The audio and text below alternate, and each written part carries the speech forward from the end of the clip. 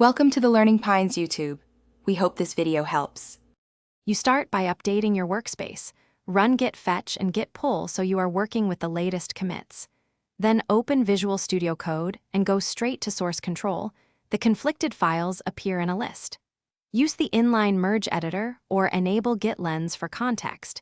These tools show incoming versus current changes and blame info. Once you identify a file, click it to open the merge view and examine the conflict markers before making any edits. Now you resolve the differences. Choose Accept Current, Accept Incoming, Accept Both, or edit manually to craft the correct result. Make deliberate changes and explain why in code comments if needed. Once edits are complete, run tests or launch the app to verify behavior. This prevents regression. When satisfied, stage each resolved file with git add and write a concise commit message describing the merge resolution. Make sure to include the original issue or PR number. Finish by committing the merge in VSCode or with git commit, then push your branch to remote.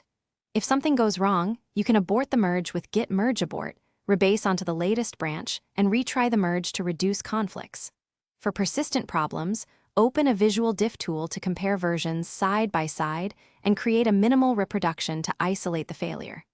One key tip: if tests fail after merge, revert the problematic file. Reapply your resolution incrementally and rerun tests after each change. Thanks for watching. Consider subscribing if we helped you.